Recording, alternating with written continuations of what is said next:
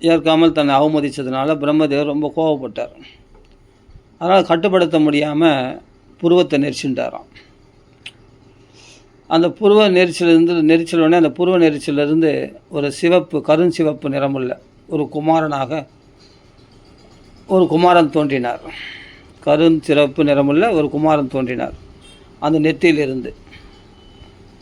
அப்போது தேவர்கள் அனைவருக்கும் முன்னாடி தோன்ற அந்த மகாதேவன் தான், அதான் ருத்ரனாக அவதரிக்கிறார். சிவபெருமான் தான் ருத்ரனாக உலகங்களுக்கான தந்தையான பிரம்மதேவருடைய நெற்றியிலிருந்து ருத்ரன் அவதரிக்கிறார். அப்போ ருத்ர பகவான் அழுதாராம், எனக்கு பேர் என்ன, நான் இருக்கிற ஒரு இடம் காட்டுங்கள் என அழுதாராம். அப்போது பிரம்மதேவர் என்ன பண்ணார், அவருடைய விருப்பத்தை பூர்த்தி செய்யறதுக்காக, குழந்தாய் அழாதே, உனக்கு தேவையானதை நான் செய்கிறேன் அப்படின்னு அன்பொழுக கூறினாராம். அழாதேன்றதுனால அவருக்கு அதனால் பயந்த சிறு குழந்தை போல் நீ அழுததால் உன்னை மக்கள்லாம் ருத்ரன் என்று அழைப்பார்கள் அப்படின்னு பேர் கொடுத்தார். அது மட்டும் இல்லை, இன்னும் சில பேர்கள் கொடுக்குறேன் அப்படின்ட்டு கொடுத்தாரு. எல்லாருடைய ஹிருதயத்திலையும் அதே சமயத்தில் இந்திரியங்கள்லேயும் பிராணன், ஆகாசம், வாயு, நெருப்பு, நீர், பூமி, சூரியன், சந்திரன் மற்றும் தவம், இந்த 11 இருப்பிடங்களை உனக்கு இடமாக அளிக்கின்றேன். உனக்காக இது முன்பே நான் உண்டாக்கியிருக்கிறேன் அப்படின்னு இந்த 11 இடங்களை கொடுத்தாராம். அதனால தான் 11 ருத்ரர்கள் அந்த இடத்துல வாசம் பண்ணுறாங்க. எந்த இடம்? இருதயம், இந்திரியங்கள், பிராணன், ஆகாசம், வாயு, நெருப்பு, நீர், பூமி, சூரியன், சந்திரன் மற்றும் தவம் செய்கிற இடம் ஆகிய 11 இருப்பிடங்கள் தான் வந்து ருத்ரபூமி, ருத்ரவாசம் பண்ணுற இடம். அப்போது அந்த 11 ருத்ரர்களாக அவர்கள் பிரிந்தார்கள். அந்த சிவபெருமான் ருத்ரன் வந்து 11 ருத்ரர்களாக பிரிந்தார்கள். 11 இடத்தை கொடுத்தார். அந்த 11 பேர் என்னென்னா மன்யு, மனு, மகேசன், மகான், சிவன், ருதத்வஜன், உக்ரரேதஸ், பவன், காலன், வாமதேவன், திருதவிரதன் அப்படின்னு 11 பேர்களை அளித்தாராம் பிரம்மதேவர். உன்னுடைய பேர்கள், இந்த 11 பேர்கள் உனக்கு உண்டாகட்டும், உனக்கு மனைவிகளை ஏற்படுத்தணும்னு சொல்லிட்டு அவருக்கு மனைவிகளை உண்டாகினாராம். ருத்ரனே, நீ வந்து மனைவிகள் 11 மனைவிகள் ஏற்படுத்தினார். அந்த 11 மனைவிகள் பேர் என்னென்னா பார்வதி தான். அவ தீ, விருத்தி, உசனா, உமா, நியுத்து, சர்பி, இலா, அம்பிகா, இராவதி, சுதா, தீக்ஷா என்கிற 11 ருத்ராணிகளும் உனது மனைவிகள் ஆகட்டும். நீ ஒரு பிரஜாபதி, ஆகவே மேற்கூறிய பெயர்கள், இடங்கள், இந்த பெண்கள் ஆகிய அனைத்தையும் ஏற்று அவர்கள் மூலமான பலவிதமான படைப்புகளை செய்யி அப்படின்னு பிரம்மதேவர் கட்டளையிட்டார். இவ்வாறு பிரம்மதேவர் கட்டளையிடவே பகவான் நீலலோகிதன் ருத்ர பகவான் தன்னை போலவே பலம், அதே மாதிரி தோற்றம், அதே மாதிரி இயல்பு கொண்ட பிரஜைகளை படைக்க தொடங்கினாராம். பூதகணங்களை சிருஷ்டி பண்ணிட்டார். அப்போ இந்த உலகம் 4 புறமும் சூழ்ந்து கொண்டு அதை அப்படியே விழுங்குறவர்கள் போல இருக்கக்கூடிய அந்த ருத்ரனுடைய சிருஷ்டி, ருத்ரகணங்களை பார்த்து பிரம்மதேவரே பயந்து போயிட்டாராம். அப்படி நிறைய படைப்புகள் பூதகணங்களை சிருஷ்டி பண்ணிட்டார். தன்னை போல பயங்கரமான ரூபமுடைய அந்த ருத்ரர்களை சிருஷ்டி பண்ணிட்டார். பார்க்கறதுக்கு பயங்கரமாக இருந்தாங்களாம். அப்போது பயந்து பிரம்மதேவரை நடுங்கி போயிட்டாராம் பயந்து. அப்போ பிரம்மதேவர் சொல்கிறார் ருத்ரனிடம் சொன்னால், அப்பா தேவர்களின் நல்ல தலைவனே ருத்ரா, நீ படைத்த இந்த ருத்ரகணங்களது பார்வை என்னையும் அனைத்து திக்குகளையும் சுட்டெரிக்கிறது போல இருக்குது. ஆகவே நீ படைத்தது போதும், எல்லா உயிர்களுக்கும் நன்மை செய்யக்கூடிய தவத்தை ஏற்பாவையாக, அதனால் உனக்கு மங்களம் உண்டாகட்டும். அந்த தவத்தினுடைய பெருமையால் நீ முன்ன போல இவ்வுலகை தவத்தினாலே உலகத்தை படைப்பாயாக அப்படின்னு அனுகிரகம் பண்ணார். அப்போது ஒருத்தன் தவத்தினாலேயே இந்திரியங்களுக்கு புலங்களுக்கு எட்டாத அனைத்துள்ளும் அந்தர்யாமியாகிய ஒளி வடிவனாக பகவான் ஸ்ரீ ஹரியை எளிதில் அடைய முடியும். தவத்தினால பகவானே அடைய முடியும். அதனால் நீ தவம் பண்ணு, பகவான் சந்தோஷம் அடையார், நீ தவத்தினாலே சிருஷ்டி பண்ணுன்னு அனுப்பிச்சிட்டார். அப்போது வேதங்களை காக்கக்கூடிய பிரம்மதேவர் இப்படி கட்டளையிட்ட உடனே ருத்ரனும் சரி என்று அதை சிறமேற்கொண்டு அவரை வலம் வந்து வணங்கி அவர் அனுமதி பெற்று தவம் செய்ய கானகம் போனாராம். இதுக்கு பிறகு தான் பகவானுடைய சக்தியில் தோன்றிய பிரம்மதேவர் மேலும் படைக்க திருவுள்ளம் கொண்டு 10 பிரஜாபதிகளை தோற்றுவித்தாராம். அவர் யாருன்னா மரிஷி, அத்ரி, அங்கிரசு, புலஸ்தியர், புலகர், கிரது, பிருகு, வசிஷ்டர், தக்ஷன், 10ஆவதாக நாரதர். அப்போது இந்த 10 பிரஜாபதிகளை சிருஷ்டி பண்ணிவிட்டு அதில் நாரதர் மட்டும் பிரம்மச்சாரி, மற்றவர்களெல்லாம் வந்து பிரஜா சிருஷ்டிக்கு ஏற்றவர்கள், பிரஜைகளை சிருஷ்டி செய்கிறார்கள்.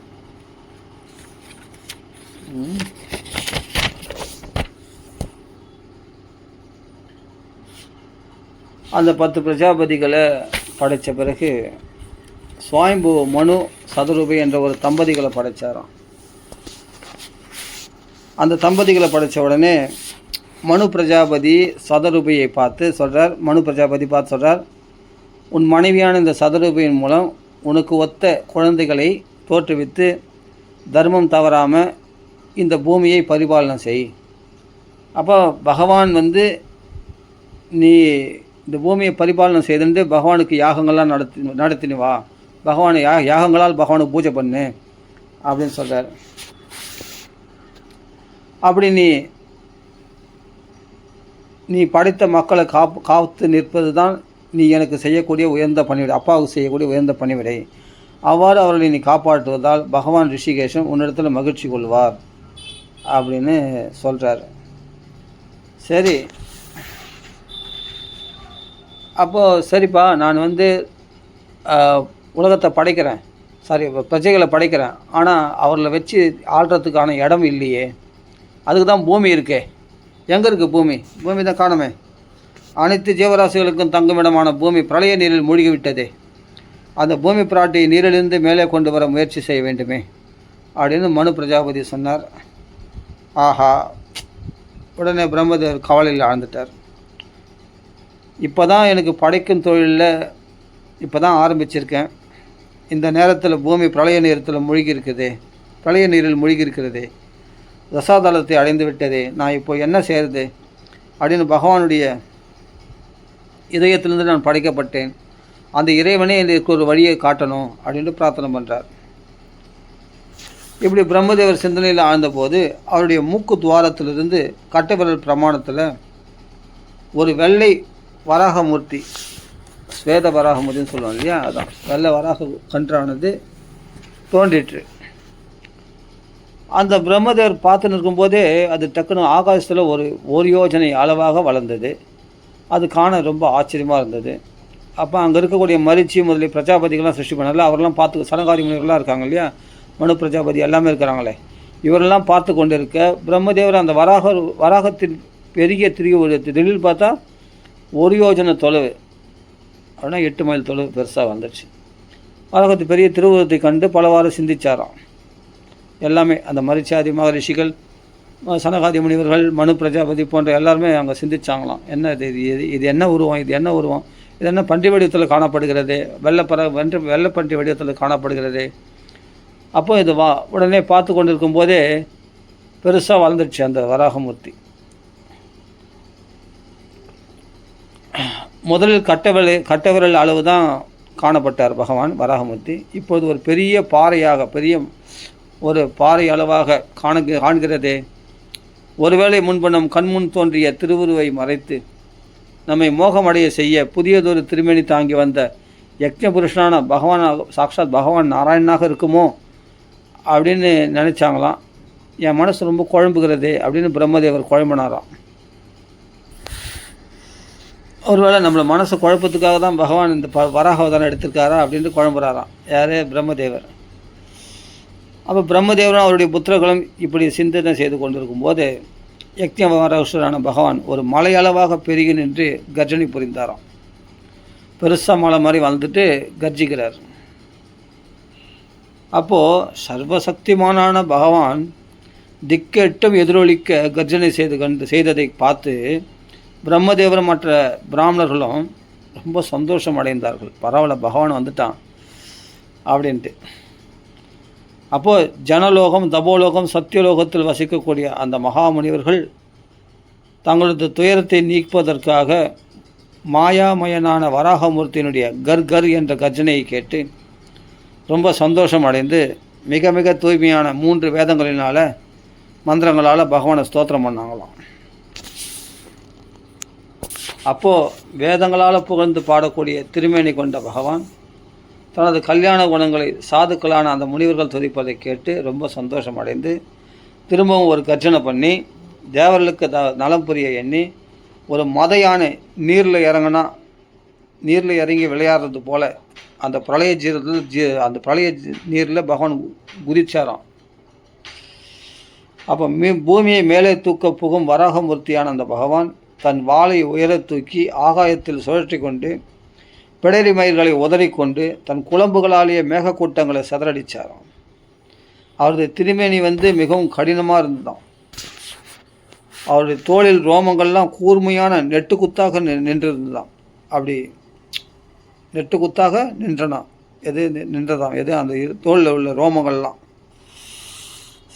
வெளுத்த தெற்றி பற்களுடன் சிவந்த கண்கள் ஒளி வீச மிக அழகாக விளங்கினார். அந்த வராகமூர்த்தியினுடைய தியானம் சூப்பராக இருக்குது. அது வர்ணனை. வராகமூர்த்தி பகவான் தன் வாளை உயர தூக்கி ஆகாயத்தில் சுழற்றி கொண்டு அந்த வாளை ஆகாசத்தில் சுழற்றி கொண்டு பிடரிமர்களை உதறிக்கொண்டு தன் குழம்புகளால் மேகக்கூட்டங்களை சிதறடித்தார். அவரது திருமணி மிகவும் கடினமாக இருந்தது. தோளில் ரோமங்கள்லாம் கூர்மையான நெட்டுக்குத்தாக நின்றன. வெளுத்த தெற்றி பற்களுடன் சிவந்த கண்கள் ஒளி வீச மிக அழகாக பிரகாசித்தாராம். அப்படியேப்பட்ட தான் வேள்வி, அதாவது யாகமே யக்ஞவராகமூர்த்தியாக இருப்பினும் கூட இப்பொழுது வராக அவதாரம் எடுத்தது, ஒரு பன்றி ரூபம் எடுத்ததுனால தாங்கி நிற்பதால் பூமியில் உள்ள இடத்தை முகந்து பார்க்க தேடினாராம். அந்த பன்றி எப்படி முகந்து பார்க்கமோ அதுவே முகந்து பார்க்குறாராம். என்ன முகந்து பார்க்குறாருன்னா பூமி எங்கன்னு போய் முகந்து பார்க்குறாராம் அந்த பழைய ஜலத்தில். பயங்கரமான தெற்றி பற்கள் கொண்டிருப்பினும் கூட தன்னை ஸ்தோத்திரம் பண்ணி வணங்கும் மகரிஷிகளை கருணை சாந்தமான பார்வையால் அனுகிரகித்து கொண்டு ஜலத்தில் நுழைஞ்சாராம். இப்படி வஜ்ரமலை போல திருமேனியோடு அந்த யக்ஞ வராகமூர்த்தி பிரளயத்தில் குதிக்கவே சமுத்திரராஜனுடைய வயிறுகள் தான் கிழிக்கப்பட்டதோ அப்படின்னு எண்ணுமாறு பெரிய சத்தம் கேட்டுதான் அந்த இடத்துல. அப்படி அந்த பிரளய ஜலத்தில் வராகமூர்த்தி குதித்த உடனே அப்படியே அந்த சமுத்திரமே கிழிஞ்சு போச்சு. அப்படின்னா அந்த தண்ணீர் பிளக்கப்பட்டு 2 பக்கம் அந்த தண்ணீர் சிதறதான். அப்படியே அவர் குதித்த உடனே நடுவில் ஒரு பிளவு ஏற்பட்டது. அப்போது இடிப்பது போன்ற பெரிய சத்தம் உண்டாயிடுச்சு. அதனால் உயர கிளம்பிய அந்த அலைகளை கண்டதால் அதை பார்க்கறதுக்கு எப்படி இருந்ததுன்னா, சமுத்திரராஜன் 2 கைகளையும் தூக்கி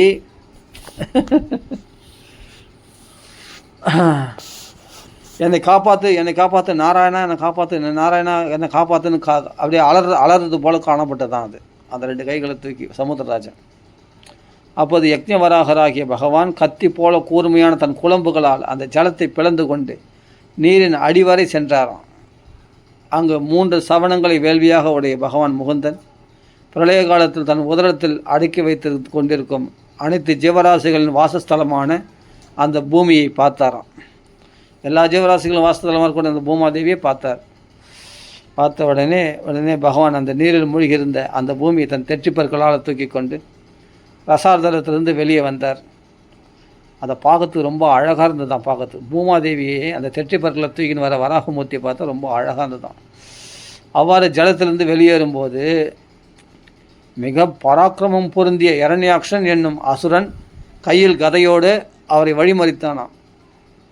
உடனே சீறி எழும் சுதர்சன சக்கரம் போல பகவானுடைய சீற்றமானது பொங்கி எழுந்துதான்.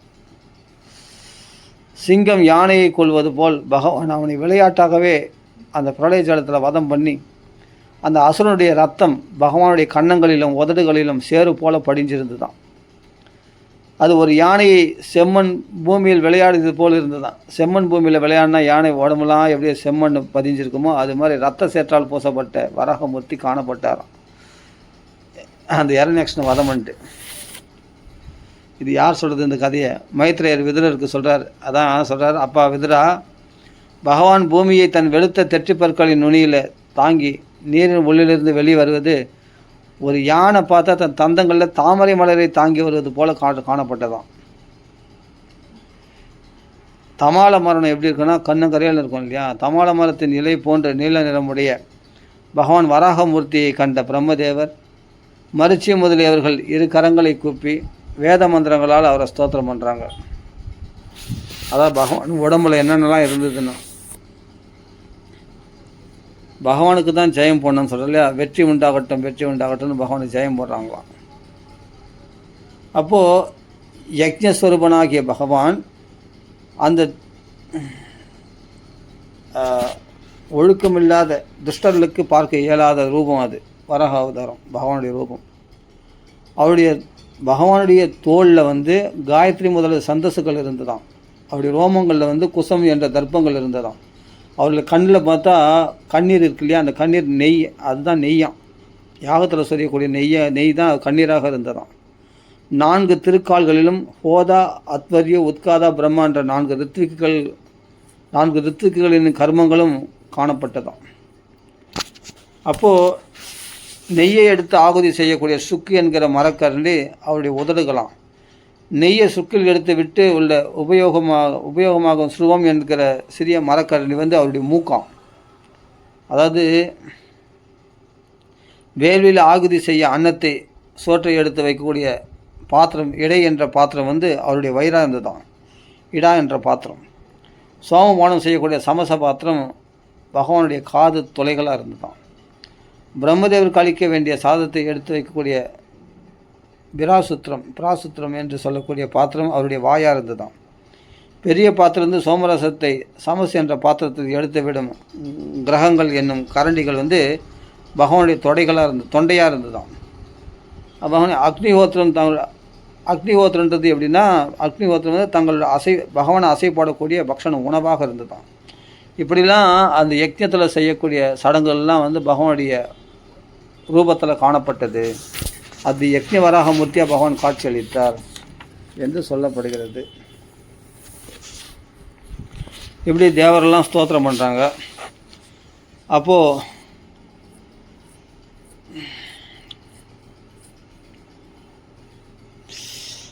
தேவரெல்லாம் ஸ்தோத்திரம் பண்ணுறாங்க. மலைகள் கொண்ட இந்த பூமியை, மலைகள்லாம் நிரம்பியிருக்க கொண்ட இந்த பூமியை தங்கள் தெற்றிப்பர்கள் தூக்கி வருவதை பார்த்தா, வனத்தில் விருப்பம் போல் சுற்றித் திரியக்கூடிய கொழுத்த யானை தாமரை பூத்த தடாகத்திலிருந்து இலைகளுடன் கூடிய தாமரை மலரை தாங்கி வருவது போல் அழகாக காணப்படுகிறது. இது மலைகளோடு கூடிய அந்த பூமி தூக்கினது இலைகளோடு கூடிய தாமரை எத்துற மாதிரி இதுதான் ஒரு யானையானது. அப்படி வராகமூர்த்தி அப்படி காட்சியளிக்கிறார், ஸ்வேத வராகமூர்த்தி. அப்படிப்பட்ட இந்த பூமண்டலத்தை தெற்றி பற்களில் தாங்கி நிற்கும் 3 வேத ஸ்வரூபியான தங்களுடைய இந்த பன்றி ரூபமானது உயர்ந்த பர்வத சிகரத்தில் மேகம் சூழ்ந்தது போல காணப்படுகிறது அப்படின்னு சொல்கிறாங்க. இந்த பூமியை வந்து பிரளய ஜல வெள்ளத்தினால் ஆடாதபடி நிலையாக அதை ஸ்தாபிச்சாராம் பகவான். சரி, அதுக்கு ஸ்தாபன சக்தியோடு அந்த பிரளய ஜலத்தில் பகவான் அந்த பூமியை மிதக்க விட்டார். இப்படி ரசாதாரத்தில் மூழ்கி இந்த பூமியை விளையாட்டாகவே மேலே கொண்டு வந்த பகவான் தன் குழம்பு தங்கிய நீரில் அதை வைத்து விட்டு மறைந்தாராம். அவர் அந்த பிரளய ஜலமே முட்டிக்கால் வரைந்தான் அதுதான். அவர் சகல ஜலராசியும் காத்திரக்கூடியவர். ஆனால் விளையாட்டு அந்த பிரளய ஜலத்தில் மூழ்கின மாதிரி எடுத்த மாதிரி அப்படி ஒரு விளையாட்டு. அது அந்த முழங்கால் வரைக்கும் தான் வந்து தான் அந்த பிரளய ஜலமே இருக்குது பகவானுக்கு. அப்படிப்பட்ட பிரம்மாண்டகாரமாக இருந்தது தான். அப்போ பகவானுடைய ரூபம் எவ்வளோ பெருசாக இருந்திருக்கும் பாருங்கள். இதை கேட்ட உடனே விதுரர் வந்து கொஞ்சம் மனசு கஷ்டம். என்னன்னா ரொம்ப சுருக்கமாக சொல்லிட்டீங்களே வராக அவதார கதையை. பகவான் அந்த பிரளய ஜலத்திலிருந்து பூமியை தன் தெற்றி பற்களால் விளையாட்டாக தூக்கி வந்தபோது அந்த பகவானுக்கும் இரண்யாக்ஷனுக்கும் ஏன் போர் உண்டது, காரணம் என்ன, அதை சொல்ல வேண்டும் என்று கேட்டார். அப்போது மைத்ரேயர் ரொம்ப சந்தோஷம் அடைஞ்சார். விதுரரே, அருமையான கேள்வி கேட்டீங்க, நல்ல விஷயம். இந்த வராகவதார சரித்திரத்தை நீங்கள் விஸ்தாரமாக கேட்டீங்க. இந்த வராகவதார சரித்திரத்தை கேட்டு தான் 5 வயசு குழந்தையான துருவன் பகவானது அந்த திருக்கதைகள் இந்த வராகவதாரத்தை நாரதர் கூற கேட்டு அதன் மகிமையால் யம தர்மராஜனின் தலையில் கால் வைத்து ஏறி பகவானது வைகுண்டத்தை அடைஞ்சார். மிருத்யுஞ்சயம் ஏற்பட்டது அவருக்கு. அப்படியேப்பட்ட பலனை உயர்ந்த பலனை கொடுக்கக்கூடியது இந்த வராகவதார சரித்திரம். அதை சொல்கிறேன் கேளுங்க அப்படின்னு சொல்லிட்டு சொல்கிறார். ஒரு காலத்தில் கஷ்யப மகரிஷி வந்து கஷ்யபருக்கு பல மனைவிகள், அதில் 2 மனைவிகள் முக்கியமானவங்க. அதிதி திதி 2 பேரும் தக்ஷனுடைய புத்திரிகள். திதி வயிற்றில் பிறந்தவங்க தான் அசுரர்கள், அதிதி வயிற்றில் பிறந்தவர்கள் தான் தேவர்கள். அப்போது ஒரு நாள் திதி தேவியானவள் என்ன பண்ணால் கஷ்யபரிடத்தில் ஆசையாக நெருங்கினாலாம். அப்போ சொல்கிறா, மதம் கொண்ட யானை வாழை மரத்து முறிப்பது போல இந்த மன்மதன் கையில் வில்லேந்தி அபலையான என்னை தங்களோடு உறவு கொள்ளும்படி துன்புறுத்துகிறானே, என்னை காம வேதனையில் என்னை தவிக்க செய்கிறான் அப்படின்ட்டு கஷ்யபர் இடத்துல சொல்கிறா. அப்போ கஷ்யபர் சொல்கிறார், அம்மா, இந்த வேலை மிகவும் பயங்கரமானது. இது சந்தியா காலம். பூதகணங்களுக்கு அதிபதியான சிவபெருமான் காமதகனம் பண்ணவர், அவர் சஞ்சரிக்கிற நேரம். அதனால் இந்த சமயத்தில் உன்னோட நான் சேர முடியாது அப்படின்னு சொல்கிறார் அவர். பூதங்கள் நடமாடக்கூடிய நேரம், அந்த பூதங்கள் பகவான் ருத்ரனது பரிவாரங்கள். அதனால் இந்த கொஞ்ச நேரம் பொறுத்துக்கோ, உன்னுடைய ஆசையை நிறைவேற்றுகிறேன், இந்த சந்தியா காலத்தை பொறுத்துக்கோ அப்படின்னு சொல்கிறாரு. ஆனால் அவர் கேட்கலை, மீறிட்டான். மீறி என்ன பண்ணிட்டா, இப்படி தனக்கு எவ்வளோ தர்மங்கள்லாம் சொல்லி பார்த்தார். ஆனால் காமன் கணைக்கு இலக்காகி பொறி பொருள்கள்லாம் வசமிழந்த திதியம்மா ஒரு வேசி போல வெட்கத்தை உதறி தள்ளி பிரம்மரிஷியான கஷ்யபருடைய மேலாடை பற்றி இழுத்தாலாம், வஸ்திரத்தை பற்றி படித்து கொண்டாலாம். அப்போது கஷ்யபர் என்ன பண்ண, தன்னுடைய மனைவி தர்மத்தை விட்டு தவறான செயலில் தம்மையும் பிடிவாதமாக பற்றியிருப்பது கண்டு இது விதியின் வழி என்று நினைத்து பகவானை தியானம் பண்ணிட்டு தனிமையில் அவளோட கூடினாராம். அப்போது உடனே அதற்கு பிறகு திதி தேவி கஷ்யபரிடத்தில் மன்னிப்பு கேட்டுட்டான். பிரம்மரிஷியே, பூதகணங்களுக்கு அதிபரான ருத்ரனுக்கு நான் அபச்சாரம் செய்துட்டேன். அவர் எல்லா ஜீவராசிகளுக்கும் தலைவன் அல்ல, நாயகன் அன்றோ. அவர் எனது கருவை அழிக்காமல் இருக்க வேண்டுகிறேன் அப்படின்னு பிரார்த்தனை பண்ணுறார். அப்போ கஷ்யபர் சொல்கிறார், மங்களம் குறைந்தவளே, காமத்தால் உன்னுடைய புத்தி கெட்டு போயிருந்தது. அது கர்ப்பாதானத்திற்கு உரியதல்லாத அந்தி வேலை. எது சாயங்காலத்தில் போய் என்னோட சேர்ந்தேன். அதனால் எனது அறிவுரைகளையும் நீ ஏற்கவில்லை, என்னை அவமதிச்சிட்ட. அது மட்டுமல்ல, சிவனுடைய பணியாட்களான தேவர்களையும் நீ அவமதிச்சிட்ட. நீ தவறு செய்தால் அவர்கள் வரக்கூடிய அந்த வேலையில் நீ இந்த தப்பான வேலை செய்தால் நீ அவர்களை அவமதிச்சிட்ட. அதனால் உன் வயிற்றில் தர்மத்தில் நிலை நிற்காமல் அதர்மிஷ்டர்கள் ஆகிய தீமையே புரிந்தொழுகும் 2 தீய பிள்ளைகள் பிறக்கப் போகிறார்கள். அவர்கள் தங்களுடைய தீய செயல்களால் உலகங்களையும் அதனுடைய தலைவர்களையும் கதற துன்புறுத்தப் போகிறார்கள்.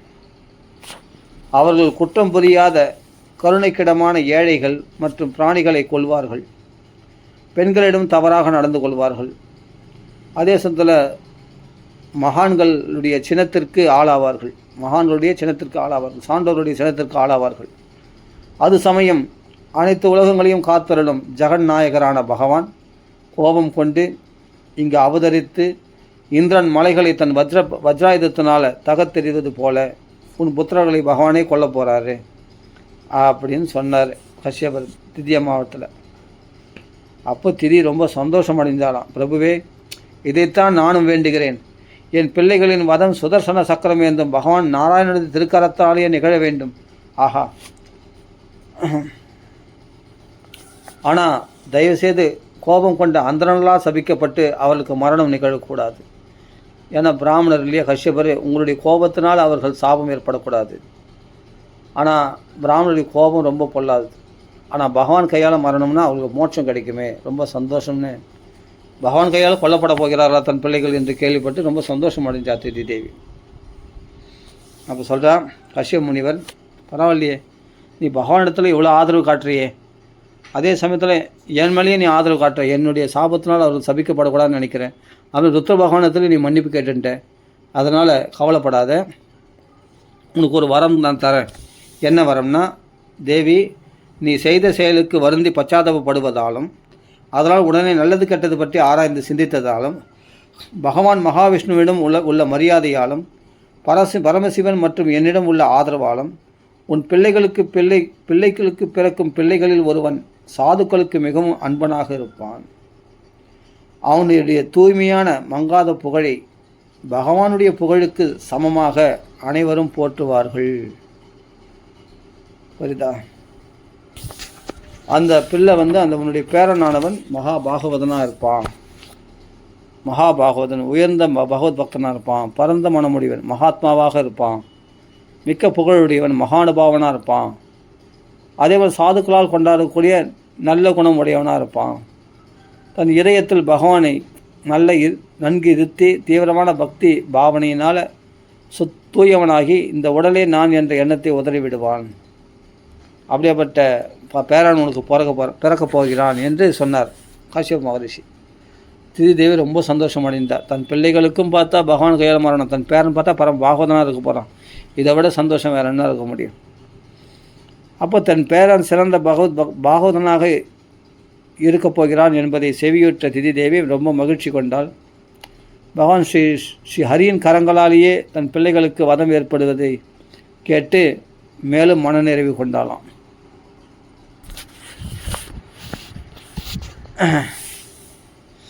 அதனால் பகவனுடைய கஷ்யப முனிவருடைய அந்த வீரியத்தை திதி அம்மையார் அந்த வயிற்றில் 100 வருஷங்கள் தாங்கி நின்றாலாம். ஏன் 100 வயசும் கர்ப்பத்தை தாங்கினாலும் 10 மாதத்தில் பிறக்க வேண்டியது தானே, ஏன் 100 வயசும் தாங்கி நின்றாள் அப்படின்னா, தனக்கு பிறக்கப் போகும் பிள்ளைகளால் தேவர்களுக்கு என்ன ஆபத்து வருமோ அப்படின்ற பயத்தினால்தான் 100 வருஷம் கர்ப்பத்தில் தாங்கினாலும் திதி தேவி. அவ்வளோ நல்லவள். அப்போது திதி கர்ப்பத்தில் இருக்கக்கூடிய கஷ்யப மகரிஷியுடைய தேஜஸ்னால் சூரியனும் சந்திரனும் கர்ப்பத்தில் இருக்கும்போதே திதி கர்ப்பத்தில் இருக்கும்போதே அந்த அசுரர்கள் இரண்யகசிபு சூரியன் சந்திரன்லாம் ஒளி கொண்டு போய் விட்டாரலாம். இந்திரன் முதலே தேவர்கள்லாம் தங்கள் காந்தி இழந்து போயிட்டாங்களாம். தேவர்களுடைய காந்திலாம் இழந்து போயிட்டாங்க. அப்பர்கள் திசைகள் எங்கு பார்த்தாலும் 8 திசைகளும் பார்த்தா இருள் சூழ்ந்து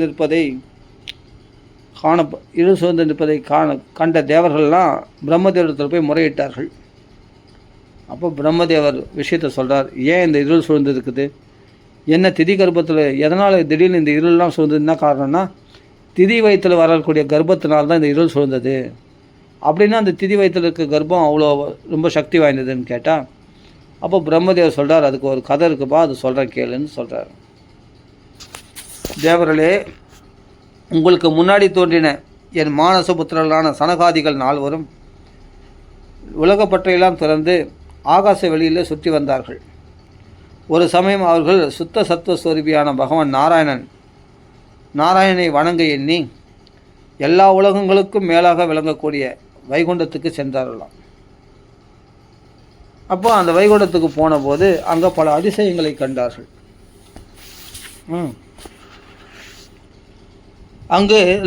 அங்குள்ள தேவருடைய விமானங்களில் தங்கள் மனைவிகளுடன் தங்கள் நாயகரான பகவானது பவித்திரமான திருவிளையாடல்களை பாடிக்கொண்டு உலா வருகிறார்களாம். அங்குள்ள தேவர்கள், அங்கே இருக்கிற தேவர்கள்லாம் விமானங்களில் தங்கள் மனைவிகளுடன் தங்கள் நாயகரான பகவானது பவித்திரமான திருவிளையாடல்களை பாடிக்கொண்டு உலா வருகிறார்கள்.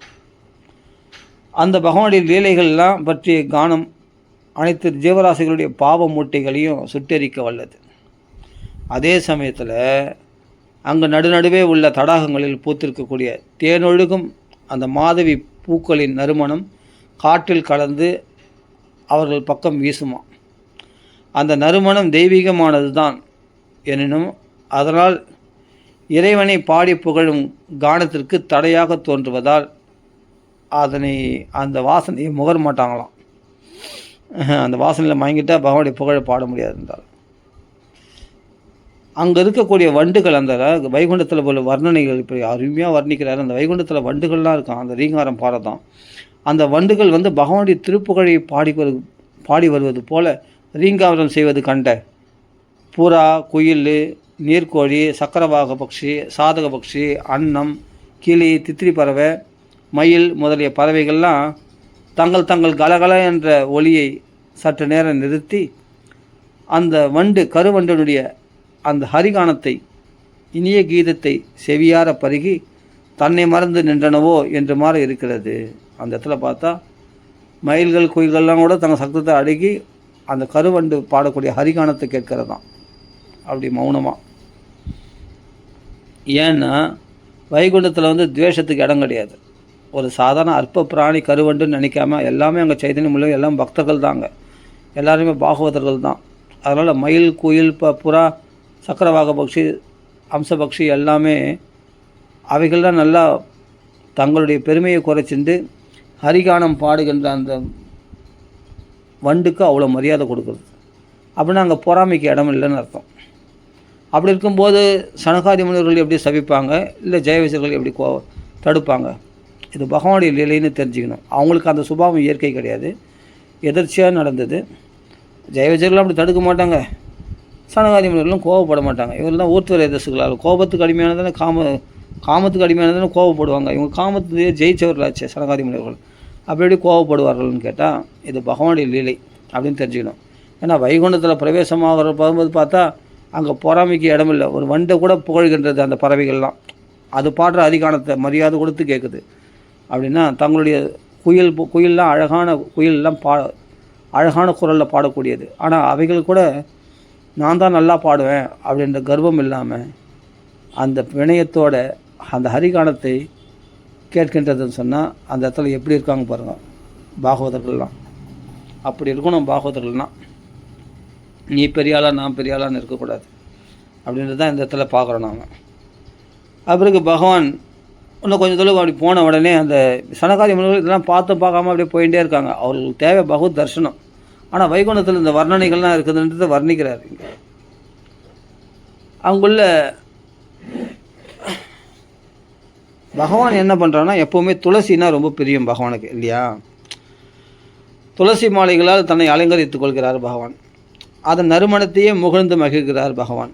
இதை பார்த்த மந்தாரம், மல்லிகை, குரவகம், இரவில் மலரக்கூடிய நீலோத்பலம், அல்லி மலர், தாமரை, நீலோத்பலம், சம்பகம், கர்ணிகார புஷ்பம், புன்னாகம், நாகலிங்க புஷ்பம், வகுளம்னா மகிழம்பூ, தாமரை, பாரிஜாதம் மற்றும் கேதகி முதலிய நறுமண மலர்கள் கூட என்ன பண்ணுறான், நாம் எவ்வளோ மனமாக இருக்கிறோம் அப்படின்னு சொல்லிட்டு பொறாம்படல. துளசியை பார்த்து பொறாம்படலையாம். துளசி என்ன தவம் பண்ணாலோ அப்படின்னு அவளை கொண்டாடுறது தான்.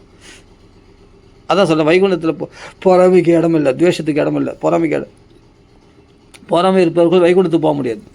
பொறாமைக்கு இடம் இல்லை. அதனால் துளசியுடைய தவத்தை கொண்டாடுகின்றது தான். அங்கே இருக்கிற மலர்கள்லாம் கூட பக்தர்கள் தான். மலர்கள் வடிவத்தில் இருக்காங்க. பகவான் திருவடியில் அடையிறதுக்கு மலர்களாக மாறி இருக்கிறார்கள். அப்போ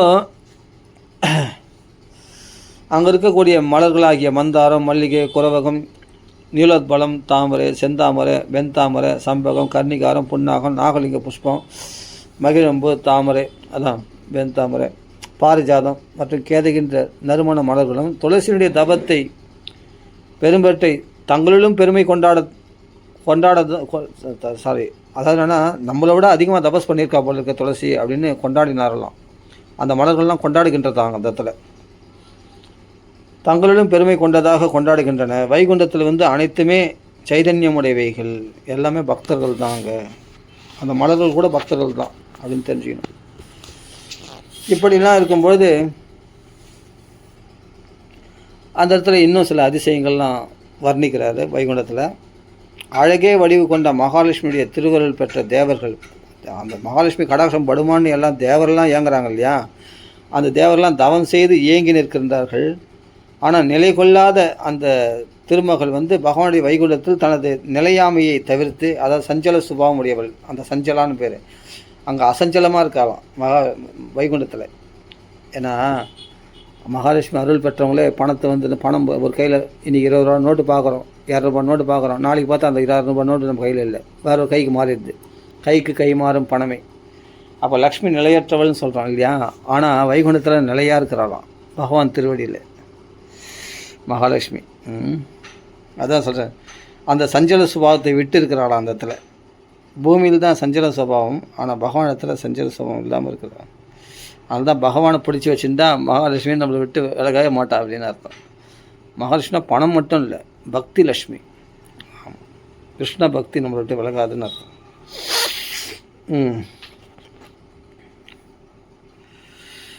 அப்படி மகாலட்சுமி கையில் ஏந்திய தாமரை மலருடன்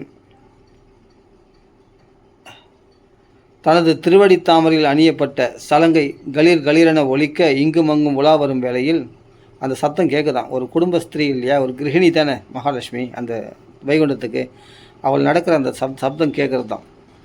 அந்த திருவடி தாமரைகள் அணியப்பட்ட சலங்கைகளில் ஒலிக்க இங்குமங்கும் உலா வரும் வேளையில் தங்கமயமான அந்த மாளிகையில் ஸ்படிகமயமான சுவர்களில் அந்த திருமகளின் திருவுருவம் பிரதிபலிப்பதை கண்டால் பகவானுடைய ஆலயத்தை பெருக்கி துடைப்பது போல் காட்சியளிக்கிறதாம். அவள் கையில் வந்து தாமரை சொட்டின்ட்டு வராள் இல்லையா, அதை வந்து தானே அங்கே இருக்கிற ஸ்பலிங்கு பளிச்சுன்னு கண்ணாடி போல் இருக்கக்கூடிய அந்த சுவர்களில் பார்த்தா எப்படி பிரதிபலிக்குதுன்னா, ஒரு கிரகிணி குடும்ப ஸ்திரீ வீட்டை பெருக்கிற மாதிரி தோன்றுதான். அது வைகுண்டத்தில் அழுக்குக்கே இடம் அப்பழுக்கட்டுறதாச்சு, அந்த இடத்துல வந்து தூசிக்கு இடமே இல்லையே. ஆனால் அவள் அது மாதிரி பெருக்கிற மாதிரி அது மாதிரி அந்த தாமரை சொட்டின்னு போகிறது பார்த்தா அப்படி தாமரை அப்படி குலுங்கி அந்த தாமரை குலுங்கின்னு பகவான் திருவடியில் அர்ப்பணிக்கிறதுக்கு அந்த தாமரை கொண்டு போகிறான். அந்த தாமரை கட்டுகளாக கொண்டு போகும்போது அதை பார்க்கறதுக்கு என்னென்னா அது வந்து என்னென்னா வீட்டை பெருக்கின்னு போகிற மாதிரி இருந்தது தான் பார்க்கறதுக்கு. அவள் காலில் செல்லுன்னு அந்த சலங்கை கொஞ்சம் அழகாக நடந்து போகிறத பார்த்தா மகாலட்சுமி அந்த வீட்டை பெருக்கின்னு போகிற மாதிரி அதுதான் மெல்ல மெல்ல நடந்து போகும்போது. அப்போ வைகுண்டத்தில் மகாலட்சுமிக்கென்று ஒரு தனி நந்தனவனம் உள்ளதாம்.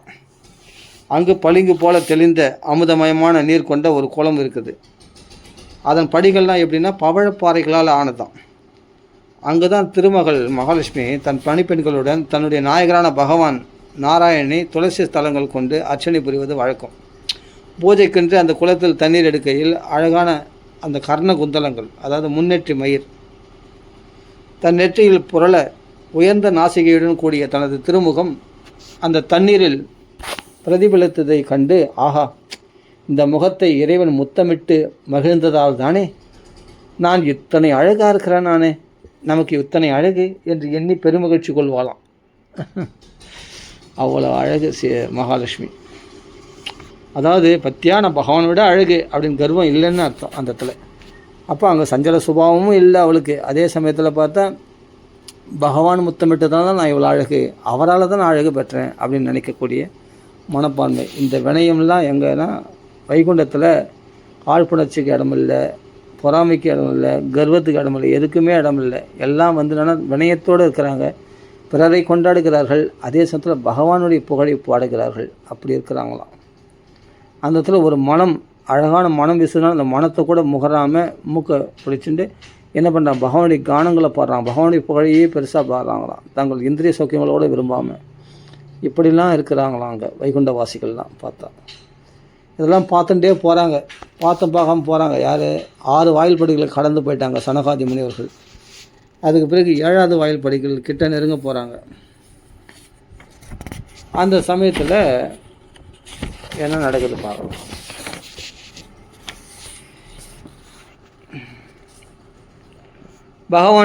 பகவானை பார்க்கணுன்ற ஆசையினால் எதையும் பாராமுகமாக உடனே ஃபாஸ்ட்டாக போகிறாங்க.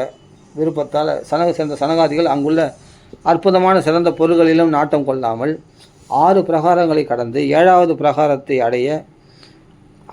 அடைய அங்கு திருவாயில் படியில் ஒரே வயதுடைய ஒரே திருமணி கொண்ட விலையுயர்ந்த தோல் வளையங்கள், குண்டலங்கள், கிரீடங்கள் அணிந்து கையில் கதையுடன் நிற்கும் 2 தேவர்களை கண்டனர். அவர்கள் எப்படி இருந்தாங்கன்னா நீல சியாமலம் திருமேனி கொண்டவர்கள், 4 திருக்கரங்கள் கொண்டவர்கள், தேன் வண்டு மொய்க்கக்கூடிய வனமாலை அணிந்தவர்கள். அவளது புருவங்கள் நெறித்திருந்தன, கொஞ்சம் கோபத்தில் இருந்தாங்க. என்னென்னா 6 வயல்படிகளில் வாயில் காவலர்களை கண்டுக்காமல் யாரையும் கவனிக்காமல் அவர்களுக்கு நமஸ்காரம் பண்ணாமல் நேராக வந்துடுறாங்களே இவங்கன்னு சொல்லி கொஞ்சம் கோபத்தில் இருந்தாங்க. புருவங்கள் நெறித்திருந்தன, கண்கள் சற்றே சிவந்திருந்தன, மூக்கு துவாரங்கள் சற்றே விரிந்திருந்தன. அதனால் அவர்கள் முகம் சற்றே கடுகடுப்பாக இருப்பது தெரிஞ்சது. இதுதான் பகவானுடைய ஏற்பாடு. கோபமே வராது, ஜெயவிச்சர்கள் கோபிக்கிறார்கள், அவர்களுக்குள்ள அப்படியே ஏற்பட்டுச்சு. அவர்கள் பார்த்து கொண்டிருக்கையில் இதற்கு முன் வைரம் பதித்த தங்க கதவுகள் கொண்ட 6 பிரகாரங்களையும் கடந்து வந்தது போல இங்கும் அவர்களை கேட்காமலேயே உட்புகுந்தார்களாம் அந்த சனகாதி முனிவர்கள். அவர் ஜெயலலிதெல்லாம் பார்ப்பாங்களா, பகவானை தரிசனம் பண்ணுற நோக்கத்தில் ஃபாஸ்ட்டாக போகிறாங்க. அவர் தங்களது பார்வையில் உயர்வு தாழ்வு என்று போன்ற வேறுபாடான எண்ணமின்றி எங்கும் எதிலும் ஒரே மாதிரியான அனைத்தும் இறைவனது சொரூபமே என்று எண்ணம் கொண்டவர்கள் ஆகியால் யாரை மதிக்கணும் அப்படின்னு சொல்லிட்டு நேராக பகவானை பார்க்க போகிறாங்க. எங்கும் தயக்கமின்றி தடையின்றி செல்லும் மாண்புடையவர்கள், அதனால் தடை இல்லாமல் போகிறாங்க. போன உடனே எல்லாராலையும் கொண்டாடப்படுகின்ற அந்த சனகாதி முனிவரில் வைகுண்டத்தில் உள்ள தேவர்கள் எதிரில் அந்த துவாரபாலர்கள் தடுத்து நிறுத்திட்டாங்க. தடுத்து நிறுத்தவே சனகாதி முனிவர்கள் தங்கள் அன்பரான பகவானை தரிசனிப்பதற்கு நேர்ந்த இடையூறு கண்டு கோபத்தினால் கண்களும் சற்றே சிவக்க பின்வருமாறு கூறினார்கள். ஆமாம், அவர்கள் பார்க்கறதுக்கு எப்படி இருந்தாங்கன்னா, சனகாதி முனிவர்கள் அறையில் ஆடையற்றவர்களாக இருந்தார்கள். திகம்பரம் சின்ன குழந்தைங்களாம் பிரம்மதேவனுடைய படைப்பில் முதலில் தோன்றியவர்கள். ஆனால் பார்ப்பதற்கு 5 வயசு பாலகர்களைப் போல தோற்றமளிப்பவர்கள். ஏதோ சின்ன குழந்தைங்க நேராக உள்ளே பிரவேசிக்குதே நினைச்சுட்டு தடுத்துட்டாங்க. அவரது உண்மை நிலையினையும் இறைவன் இவரிடம் தோன்ற அன்பையும் உணராத அந்த துவாரபாலர்கள் அவர்களது பெருமையை கவனிக்காமல் பெரம்பு கொண்டு தடுத்துட்டாங்களாம். இவ்வாறு தடுக்கப்பட வேண்டியவர்களாக இல்லை சனகாதி முனிவர்கள். அப்படி வந்து அவங்க ரொம்ப பெருமை மிகுந்தவர்கள், பரம பாகவதர்கள். அவர்கள் தான், அதனால தான் சிருஷ்டி தொழிலே ஈடுபடாமல் பகவத் சேவையிலே ஈடுபட்டவர்கள். அவரை தடுக்கப்பட வேண்டியவர்களாக அவங்க கிடையாது இல்லையா? ஆனால் தடுத்துட்டாங்க. அப்படி தடுத்து நிறுத்த உடனே சனகாதி முனிவர்கள் பகவான் தரிசனத்துக்கு இடையூறு ஏற்பட்டதுன்னு நினச்சி உடனே கோபம் உண்டார்கள். அப்போ முனிவர்கள் சாபம் கொடுத்துட்டாங்க. நீங்களோ வைகுண்டநாதரான பகவானுடைய பார்ஷதர்கள், ஆனால் உங்களுடைய புத்தி மழுங்கியுள்ளது. நீங்கள் செய்த தவற்றுக்கு என்ன தண்டனை தரலாம் என்று நாங்கள் யோசிக்கிறோம். அதனால் உங்களுக்கு நன்மையே உண்டாகும். உங்களது வேற்றுமை எண்ணத்தால் இந்த வைகுண்டத்தை விடுத்து காமம் கோபம் லோபம் என்கிற பகைவர்கள் நிறைந்த அசுர பிறவியில் நீங்கள் பிறக்க வேண்டும் அப்படின்னு சாபம் கொடுத்துட்டாங்க. உடனே அவர்கள் வந்து காலை பிடித்து கொண்டு மன்னிப்பு கேட்டுக்கொண்டார்கள். சுவாமிகளே, நாங்கள் செய்த தவறுக்கு ஏற்ற நாங்கள் செய்த தவறுக்கு ஏற்ற தண்டனை தான் நீங்கள் தந்தீர்கள். அது முற்றிலும் ஏற்கத்தக்கதே. ஆனால் பகவானது கருத்தை அறியாத நாங்கள் அவரது கட்டளையை உதாசீனப்படுத்தி விட்டோம். இதனால் எங்களுக்கு தண்டனை. அவர்களும் நிதானத்துக்கு வந்துட்டாங்க. சரி, நம்ம தடுத்தது தப்புன்னு, இவர்களும் சாப்பு கொடுத்தது தப்புன்னு உணர்ந்துட்டாங்க. என்ன ஆச்சுன்னா, அவர் வந்து காலை பிடிச்சிட்டு துவாரபாலர்கள் மன்னிப்பு கேட்டுட்டாங்க சனகாதி முனிவரத்தில். பகவானுடைய கருத்தை அறியாத நாங்கள் அவரது கட்டளையை உதாசீனப்படுத்தி விட்டோம். இதனால் எங்களுக்கு உண்டான பாவம் தாங்கள் அளித்த சாபமாகிய தண்டனையால் பொடியாகட்டும். எங்களது இந்த பரிதாபமான நிலையை சற்றே கருணையோடு எண்ணி பார்த்து, ஆனால் தங்களுக்கு எங்கள் மேல் கொஞ்சம் தயை பிறக்குமானால் நாங்கள் இந்த வைகுண்டத்திலிருந்து வேறு எந்த தாழ்ந்த உலகங்களில் எந்த விதமான ஈனப்பிறவி பெற்றாலும் அந்த பிறவிகளிலும் பகவானுடைய நினைவை மறக்கச் செய்யும் மோகத்தை நாங்கள் அடையாமல் இருக்கும்படி அருள் புரிய வேண்டும் அப்படின்னு பிரார்த்தித்து கொண்டார்கள். அப்போது பெரியோர்களான சனகாதிகளிடம் தனது பார்ஷதர்கள் தவறிழைத்ததை அறிந்த சாதுக்களுக்கு அன்பனான பகவான் பத்மநாபன் லக்ஷ்மி தேவியுடன் பரமஹம்சர்களான மகாமுனிவர்களும் தேடி காணாத தன் திருவடிகள் நோக சனகாதி முனிவர்கள் இருக்கும் இடம் தேடி அங்கே வந்தாராம்.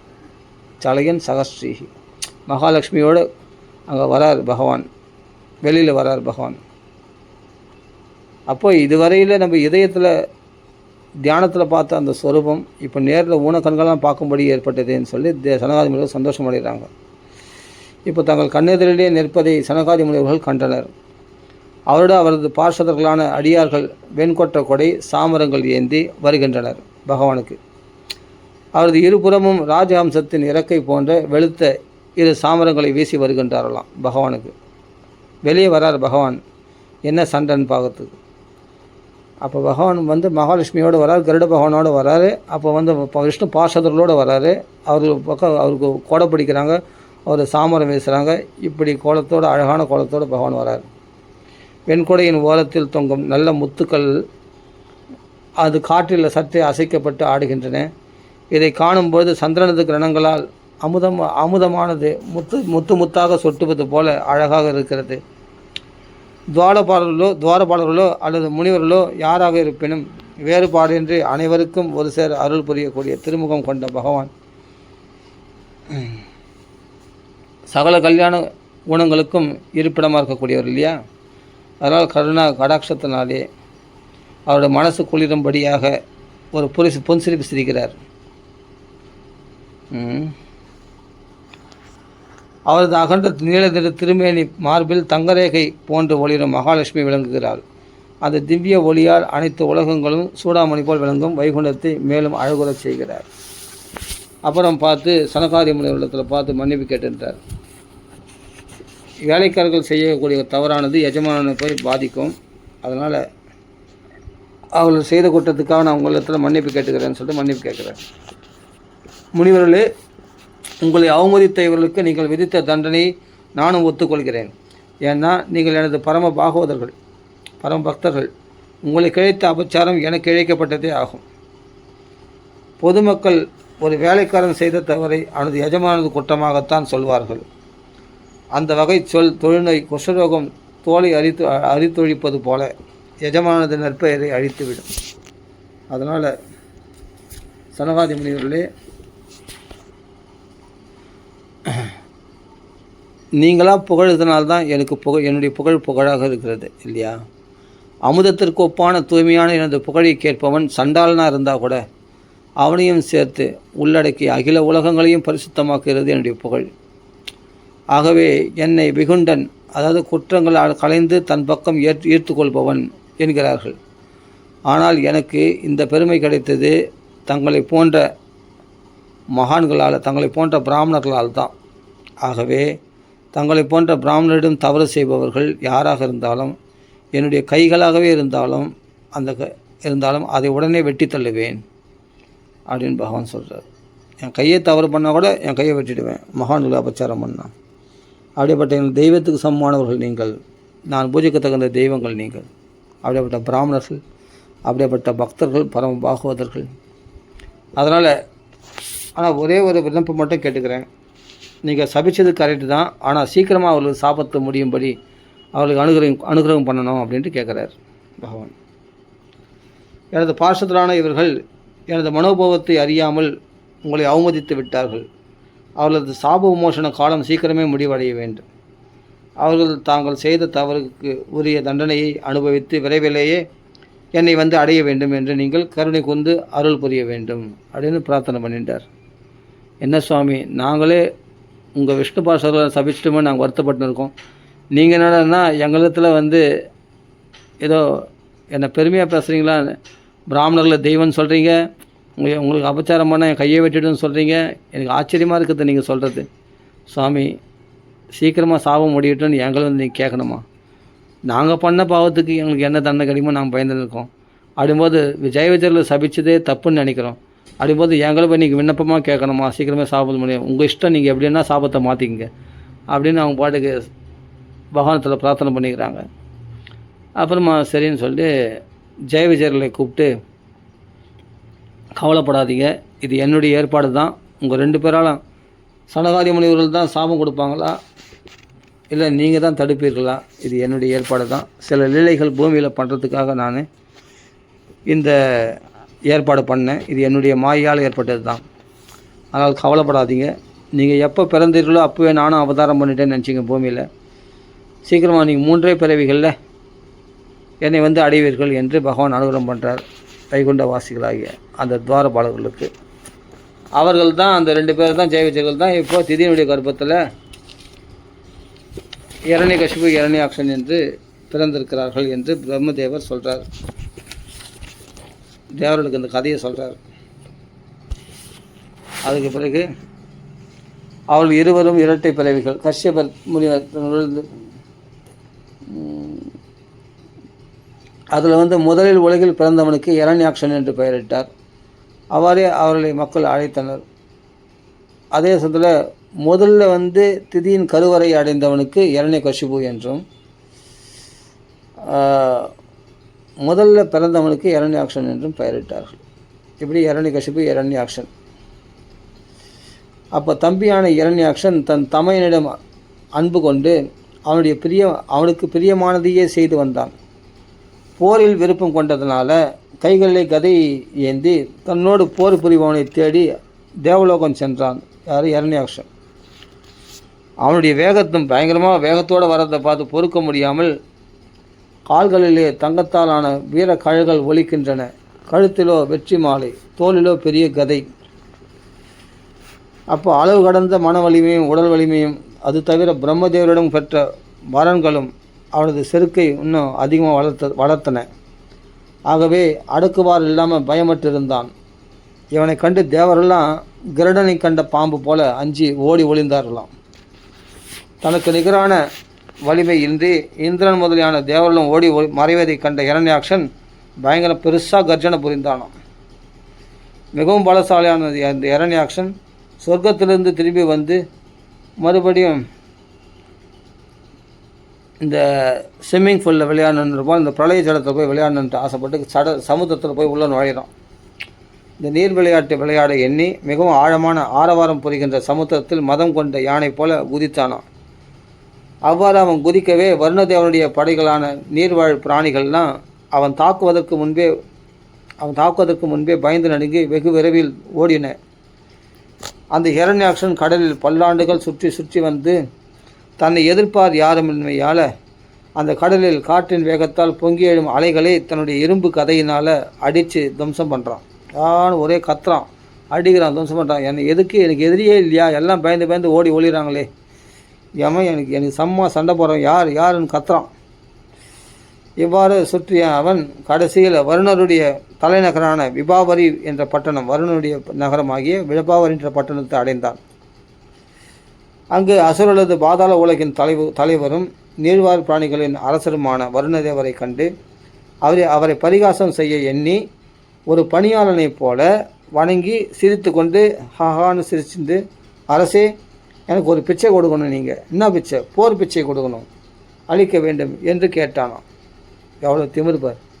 வருண பகவான் விபாவரி பட்டணத்தில் ஆட்சி புரிந்திருக்கிறார். எல்லா மக்களுக்கு நடுவுலையும் அவர் அந்த சமுத்திரத்துக்குள்ளே போய் அந்த வருண பட்டணத்துக்கு போய் அவர் காலில் விழுந்து நமஸ்காரம் பண்ணுற மாதிரி பண்ணி, அரசே என்னமோ யாசம் கேட்குற மாதிரி ஒரு பிரஜை யாசம் கேட்குற மாதிரி, ஒரு மக்களோட மக்களாக ஒரு ராஜாக்கள் போய் யாசம் கேட்குற மாதிரி போர் பிச்சை கூடும் அப்படின்னு கேட்குறோம். எங்களை சண்டைக்கு வடான்றான். அதை அப்படி பணிவாக கேட்குற மாதிரி பரிகாசம் பண்ணுறான், பணிவாக கேட்குற மாதிரி. பிரபுவே, முன்பொரு சமயம் உலகில் உள்ள அசுரர்களையும் தானவர்களையும் வெற்றி கொண்டு ராஜசூய வேள்வி செய்து அப்படி வருண பகவான் வந்து எல்லா அசுர தேவர்களையும் ஜெயிச்சு ராஜசூய வேள்வியில் பட்டாபிஷேகத்தினாக சக்கரவர்த்தியாக பட்டாபிஷேகம் பண்ணியிருக்கிறார் வருண பகவான். அப்படிப்பட்ட ராஜசூய வேள்வி செய்து அதனால் லோகபாலராகவும் அதிபதியாகவும் பெரும் புகழ் பெற்றவராகவும் ஆனீர்கள். தங்களையே மாவீரர்கள் என்றும் வாய் சொல் கூறி செருக்குற்றவர்களது வீரத்தை அடக்கி வெற்றி கண்டவர் தாங்கள். தன்னையே மாவீரன் சொல்லிக் கொடுக்க அப்படிப்பட்டவர்கள் திக்விஜயம் பண்ணி எல்லாரையும் ஜெயிச்சிங்க நீங்கள். அப்படிப்பட்ட சக்கரவர்த்தியாக திகழக்கூடியவர்கள் நீங்கள். அதனால் நீங்கள் என்னோட சண்டைக்கு வரணும் அப்படின்ட்டு கேட்குறோம். செருக்குற்ற பகைவனான இரண்யாக்ஷன் இவ்வாறு ஏளனம் செய்யவே வருணதேவர் பொங்கி எழுந்த கோபத்தை தனது அறிவு கொண்டு அடக்கி புத்தியினால் மனசை அடக்கிண்டு நிறுத்தி, நண்பனே, நான் போர் செய்வதிலிருந்து ஓய்வு பெற்று கொண்டு விட்டேன். இப்போ வயசாயிடுச்சுப்பா, நான் இப்போ போர்லாம் சண்டைலாம் போகிறதில்ல, உனக்கு தெரியாதா அப்படின்னு சொல்கிறார் வருண பகவான். வருண பகவான் ஒரு தடவை உலகத்தையே பிரளயத்தை கொண்டு வந்தார். அதான் பிரளயத்தை கொண்டு வந்தார்னு அர்த்தம். அதான் எல்லாரையும் ஜெயிச்சு சக்கரவர்த்தி சாம்ராஜ்யத்தை அடைஞ்சிருந்தார் வருண பகவான். அப்போ தானே பெரிய ஆள் நினச்சவங்களை எல்லாரையும் ஜெயிச்சு தானே ராஜசூய வேள்வி நடத்திருக்கார். அப்படி எல்லாரையும் ஜெயிச்சு சக்கரவர்த்தியாக திகழ்ந்திருக்கிறார், உலகங்கள்லாம் ஜெயிச்சு. அப்படிப்பட்ட வருண பகவான். அதனால தான் தேவர்கள், தைத்தியர்கள், அசுரர்கள்லாம் ஜெயிச்சிருக்கீங்களே, அந்த அசுரத்தில் தலைவனாகிய இரண்யாக்ஷன் இந்த வந்திருக்கேன், வா என்னை ஜெயி பார்க்கலாம், எங்கள் சண்டைக்கு வா அப்படின்னு கூப்பிட்றான். அப்போ தான் சொல்கிறார், எனக்கு வயசாகிடுச்சுப்பா, நான் இப்போ சண்டை போடுற மாதிரி இல்லை, அதனால் என்னால் உங்களோட சண்டை போட முடியாது. சிறந்த அசுர வீரனே, உனக்கு சமமாக போர் புரியும் திறமைசாலி புராண புருஷரான பகவான் விஷ்ணு மட்டும்தான். அவரை தவிர வேறு எவரும் உனக்கு நிகர் ஆக மாட்டார்கள். உன்னை போன்ற மகா வீரர்களுமன்றோ அவரை புகழ்கின்றார்கள். நீயோ போரில் சிறந்த வீரன், ஆகவே அவரை தேடிச் செல் அப்படின்னு சொன்னார் வருண பகவான். அவரை உன்னை போன்ற தீயவர்களை, துஷ்டர்களை அழிக்கவும் சாதுக்களை காக்கவும் அவ்வப்போது பற்பல அவதாரங்களை மேற்கொள்கிறார் பகவான். அவரை விரைவில் சென்றடை. அவர் தான் உன் திமிரை அடக்கிறதுக்கு ஒரே ஆள் யாருன்னா பகவான் மட்டும்தான். அவர் செருக்கை அழித்து உன்னை கொள்வார். நாய்கள் சுற்றி வர நீ போர்க்களத்தில் விழுந்து கிடக்கப் போகிறாய் என்று பதிலுரைத்தார் வருண பகவான். உடனே உனக்கு ஒரு போராளி உள்ளார் என்று வருணனுடைய சொல்லை கேட்டு மகிழ்ந்த இரண்யாக்ஷன், அவர் உன்னை கொல்லப்போகிறார் என்று கூறியதை மட்டும் சிறிது மதிக்காமல் நாரதன் மூலம் பகவான் ஸ்ரீ ஹரி இருக்கும் இடத்தை அறிந்து கொண்டு மிக விரைவாக பாதாள உலகத்தை அடைந்தார். நாரது தான் காமிச்சு கொடுத்தாராம், அது பிறகு உன்னுடைய பூமியை திருடி போகிறார் அந்த வராகமூர்த்தி அப்படின்னு. அப்போ தான் வராக ரூபம் எடுத்து அந்த பூமியை பகவானுக்கு பெரிய முள்ளவள் வராகமூர்த்தி, இது பூமாதேவி, அந்த பூமியை கொண்டு போய் அடக்கிட்டால் இப்போ மகாவிஷ்ணு தன்னாலே வருவார் என்று எதிர்பார்த்துருந்தான். யார்? இந்த இரண்யாக்ஷன். அதனால் பூமியை கொண்டு போய் ரசாதள லோகத்தில் பாதாள லோகத்தில் அடைச்சி வச்சுட்டான். பகவான் வராக அவதாரம் எடுத்துகிட்டு வந்து பகவான் அந்த பூமியை தூக்கின்னு போகிறாரு. அப்போ தான் நாரதர் காண்பிச்சு கொடுக்குறாரு, இரண்யாக்ஷா அதோ பார் உன்னுடைய பூமியை அந்த வராகமூர்த்தி நாராயணன் எடுத்துன்னு போகிறான் பார் அப்படின்னு. உடனே அந்த நாராயணத்தில் சண்டைக்கு போகிறான்.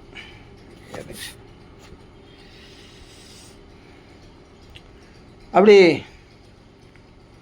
எல்லா உலகங்களையும் வெற்றி கொண்ட பகவான் ஸ்ரீ ஹரி தன் தெற்று பற்களின் நுனியில் பூமியை தாங்கி மேலே வருவது கண்ட இரண்யாக்ஷன், ஆஹா, இந்த காட்டு பன்றி இங்கு கடலுக்குள் எவ்வாறு வந்தது என்று ஏளனமாக சிரித்தானான். பகவானது சிவந்த கண்களின் ஒளியால் இரண்யாக்ஷனின் ஒளி குன்றி போயிச்சான். அப்போ பகவானை கண்ட அவன் இப்படி சொன்னானா, என்னென்னா, அறிவில்லாதவனே, இங்கு வா, இந்த பூமியை விட்டுவிடு. இந்த பூமி பாதாளவாசிகளான எங்களுக்காக பிரம்மதேவரால் தரப்பட்டது. காட்டு பன்றி உருவில் வந்த தேவர்களில் கடையோனே, நான் பார்த்து கொண்டிருக்கும் போதே நீ இந்த பூமியை எடுத்துக்கொண்டு சுகமாக செல்ல முடியுமா என்ன அப்படின்றான். அதாவது இது ஸ்லோகத்துக்கு என்ன அர்த்தம்னா, வனகோச்சரா அப்படின்னா, காட்டு பன்றினா வனகோச்சரா அப்படின்னு அர்த்தம். அதாவது என்னென்னா, ஒரு விதத்தில் பார்த்தா வனகோச்சரன்னா, வனம்னா ஜலம்னு அர்த்தம், ஜலத்தில் சயனித்து கொண்டிருப்பவர்னு அர்த்தமாகுது. ஜலத்தில் படுத்திருப்பவர் நாராயணன், யோகிகளால் தேடப்படுபவர். இந்த வனகோச்சரான்றதுக்கு பல விதமான அர்த்தம் இருக்குது. அது என்னென்னா, ஜலத்தில் படுத்திருப்பவர் நாராயணன், யோகிகளால் தேடப்படுபவர், அல்லது தீயோர்களை தேடி தண்டிப்பவர் அப்படின்னு அர்த்தம் வனகோச்சரம். மிருகன்னா விலங்குன்னு அர்த்தம். ஆனால் மிருகன்றது இங்கே என்னென்னா யோகிகளால் தேடப்படுபவர் அப்படின்னு அர்த்தம். வனகோச்சரம் என்னென்னா ஜலத்தில் படுத்திருப்பவர் நாராயணன் அர்த்தம். அது மட்டும் இல்லை, மிருகன்னா யோகிகளால் தேடப்படுபவர் மட்டும் இல்லை, தீயோர்களை தேடி தண்டிப்பவர்னு அர்த்தம் ஒரு விதத்தில் அப்படி அர்த்தம். அப்போ அக்னிய அப்படின்னா அறிவில்லாதவனேன்னு கேட்டாங்க இல்லையா, அதுக்கு என்ன அர்த்தம்னா, எவரை காட்டிலும் அறிவாளி வேறொரு இல்லையோ அனைத்தும் அறிந்தவர் அப்படியேப்பட்டவர், அதனால் அது அக்ஞக அப்படின்னு அர்த்தம். சுராதமா தேவர்களில் கடையோனே அப்படின்னு சொன்னாங்க இல்லையா, அதுக்கு என்னென்னா, தேவர்கள் எவரை காட்டிலும் கடையவரோ தேவர்களில் சிரேஷ்டரே அப்படின்னு அர்த்தமாகுது. அது புகழ்ச்சியாக தான் சொல்லியிருக்காங்க. ஆசாதித சூகரமூர்த்தி அப்படின்னா காட்டு பன்றி உருவில் வந்தவனே அப்படின்னு அர்த்தம். அப்போது தன் விருப்பத்தினால் திருவிளையாட்டாக பன்றி உருவை எடுத்தவரே, அதாவது கர்மாவனால் பன்றி உருவம் எடுக்கலை, தன் இச்சைப்படி பன்றி உருவம் எடுத்தவர்னு அர்த்தம். இப்படி அவன் புகழ்ந்து தான் சொல்லியிருக்கான். அதனால் இவங்க சொல்கிறான், இரண்யாக்ஷனை, நான் பார்த்து கொண்டு இருக்கும்போதே என்னை சிறிது மதிக்காமல் வராகமே, இந்த பூமியோடு அனைத்து நலன்களும் கொண்ட எங்களது பரந்த அரசையும் நிச்சயமாய் அடையப் போகிறீர்கள், இதில் சந்தேகமே இல்லை. ஆனாலும் எங்களிடம் தயை கூர்ந்து இந்த பூமியை எங்களுக்காக தந்து விடுங்கள் என்பது தான் இங்கே உண்மையான கருத்து. இதுபோல் இனி வரும் ஸ்லோகங்களை கூட ஸ்ரீதர் அப்படி வியாக்கியானம் பண்ணியிருக்கார். அப்போ அவன் சொல்கிறான், மூடனே, நீ உண்மை உருவை வெளிக்காட்டாமல் மாயில் மறைந்து நின்று அசுரர்களை வதைக்கிறாய். அது ஸ்ரீதர விவேகானந்தம் சொன்னோம். இங்கே நேரடியாக பகவானை திட்டுறான். யார்? இரண்யாக்ஷன் பகவானை போய் மூடனேன்னு சொல்கிறான். இவன் மூடன், இரண்யாக்ஷன் பகவானை நிந்திக்கிறான். மூடனே, நீ உண்மை உருவை வெளிக்காட்டாமல் நாராயண ரூபத்தை மறைச்சென்று இப்படி வராகமூர்த்தியாக மாயில் மறைத்து நின்று அசுரர்களை வதைக்கிறாய். பல வடிவங்கள் எடுத்து, நரசிம்மோதரன், வராகோதரன் போன்ற வடிவங்கள் எடுத்து அசுரர்களை வதைக்கிறாய். எங்களை அழிக்க வேண்டுமென்று தானே எங்கள் பகைவர்களான தேவர்கள் உன்னை வளரச் செய்திருக்கிறார்கள். உண்மையில் வீரமற்ற நீ யோகமாயின் பலம் கொண்டு தானே இந்த காரியத்தை செய்கிறாய். ஆகவே உன்னை கொன்று எனது சுற்றத்தாரர்களின் கண்ணீரை துடைக்கிறேன் அப்படின்றான். என் கையில் உள்ள கதையினால் உன் மண்டை பிளக்கப்பட்டு நீ இறந்தால் உன்னை கொண்டாடி வழிபடும் தேவர்களும் ரிஷிகளும் வேறற்ற மரங்கள் போல வீழ்ந்து அழிவார்கள் அப்படின்றான். இவ்விதம் தன் பகைவனான இரண்யாக்ஷன் சொல்லம்புகளால் தன்னை தாக்குவதை பொறுத்து கொண்ட பகவான் தன் தற்றி பற்களின் நுனியில் தாங்கி நிற்கும் பூமி பிராட்டியர் நடுங்குவது பார்த்து, இவன் திட்டத்தை பார்த்தா பின்னாடி துரத்தின்னு வரதை பார்த்தா பூமி நடுங்குறான். பகவான் நம்ம தட்டிப்பரில் இருந்தது. பகவான் குளிர கடாட்சி அவளை தைரியத்தை உண்டு பண்ணி, கவலைப்பட, நான் இருக்கேன்ல, நீ எதுக்கு பயப்படுற அப்படின்னு பூமி பிராட்டியர் சமாதானப்படுத்தினார். பகவான் முதலியால் கடிக்கப்பட்ட பெண் யானை கண்டு ஆண் யானை வீரிட்டு எழுவது போல கடல் மத்தியில் இருந்து வெளியே வந்தார் பகவான். பொன்னிறமான செம்பட்டை தலை முடியவுடைய அந்த இரண்யாக்ஷன் பயங்கரமான தெற்றி பற்களை காட்டிக்கொண்டு இடி போன்று முழங்கி கர்ஜித்து முதலை தன்னால் கடிக்கப்பட்ட யானையை துரத்துவது போல துரத்தி கொண்டு, ஓடுகிறாயே, உனக்கு வெக்கமாக இல்லையா அப்படின்ட்டு வராகமூர்த்தி பார்த்து இரண்யாக்ஷன் சொல்கிறான். உண்மைதான், அசத்துக்களுக்கு எந்த காரியம்தான் நிந்திக்கத்தக்கது என்று பகவானை பழித்தான். பகவான் தண்ணீர் மேலே கண்களுக்கு புலனாகுமாறு நல்ல ஒரு இடத்தில் பூமியை வைத்து தனது ஆதார சக்தியை அதனுள் புகுத்தினார். பகைவனான இரண்யாக்ஷன் இதை பார்த்து கொண்டிருக்கும் போதே தேவர்கள் பூமாறி பொழிந்தார்கள். பிரம்மதேவரெல்லாம் ஸ்துதித்தார்கள். பொன்னாலான உயர்ந்த ஆபரணங்களும் கவசம் அணிந்து கையிலே கதை ஏந்தி இதயத்தை குத்தி தொலைக்கும் தீய சொற்களை பேசிய வண்ணம் பின்தொடர்ந்து ஓடி வரும் அந்த இரண்யாக்ஷனை கண்டு மிகவும் சிறந்த பகவான் சற்றே சிரித்த வண்ணம் பேசலானார். என்ன சொல்கிறாரு? அடே, உண்மையிலே நாங்கள் வனவிலங்கு தான்ப்பா, வனகோச்சரான்னு சொன்னேன். ஆமாம், வனவிலங்கு தான், காட்டுப்பன்றி தான். ஆனால் உன்னை போன்ற வீட்டில் தங்களை சிங்கம் என்று எண்ணிக்கொண்டு செருக்குடன் திரியும் நாய்களை தேடித்தான் அலைகிறோம். நலங்கெட்டவனே, வீரர்கள் யமனது பாசங்களால் கட்டப்பட்ட உன்னை போன்றவர்களின் அமங்கலமான தற்புகழ்ச்சியை காது கொடுத்து கேட்க மாட்டார்கள். நாங்கள் வெட்கமின்றி பாதாளவாசிகளது பூமியை திருடி வந்தவர்கள்தான். உன்னுடைய கதைக்கு பயந்து தான் இங்கு வந்திருக்கிறோம். ஒப்பற்ற வீரம் கொண்ட உன்னை போன்றவர்களை எதிர்க்க எங்களுக்கு என்ன திறமை உள்ளது? எங்களுக்கு சத்து இல்லை தான்ப்பா, ஒத்துக்கிறோம்ப்பா. உன்னுடைய கதைக்கு பயந்து தான், வேறு எங்கே நாங்கள் தப்பிக்க முடியும்? எப்படியோ உங்களை மாட்டிக்கிட்டோம், உங்களை சண்டை போட்டு தானே ஆகணும், வேறு வழி இல்லையே அப்படின்றார் பகவான். இருப்பினும் எப்படியோ உன் எதிரில் வந்து விட்டோம். உன் போன்ற வீரரிடம் பகைமை கொண்டு நாங்கள் எங்கு தான் செல்ல முடியும்? நீயோ காலாட்பாடைகளின் தலைவன். ஆகவே விரைவில் எங்களை அழிப்பதற்கான அனைத்து முயற்சிகளையும் எடு. எங்களை கொன்று உனது சுற்றத்தாரர்களின் கண்ணீரை தொடை. வீணாக நேரத்தை கடக்காதே. தன் சபதத்தை நிறைவேற்ற இயலாதவன் பெரியோர்கள் அவையில் உட்கார தகுதியற்றவன் இல்லையா? அதனால் உன் சபதத்தை நிறைவேற்ற அப்படின்னு சண்டை போடுன்றார் பகவான். அப்போ இப்படி கோபத்தோடு கடுமையாகவும் இழிவாகவும் பேசிய பகவானை கண்ட இரண்யாக்ஷன் சீண்டி விட்ட பாம்பை போல கடும் கோபம் கொண்டானான். கோபத்தினால் பொறி கலங்கி பெருமூச்செறியும் அந்த இரண்யாக்ஷன் வேகமாக எழும்பி தன்னுடைய கதையினால் பகவான் அடித்தான். யோகம் கைவரப்பட்டவன் யமனது பாசத்திலிருந்து தன்னை காத்து கொள்வது போல பகவானும் தனது மார்பு நோக்கி வந்த கதையின் தாக்குதலை சற்றே நகர்ந்து கொண்டு தவிர்த்து விட்டாராம். கோபத்தால் உதட்டை கடித்து கொண்டு கதையை சுற்றிய வண்ணம் தன்னை நோக்கி வரும் இரண்யாக்ஷனை நோக்கி பகவான் விரைவாக ஓடினார்.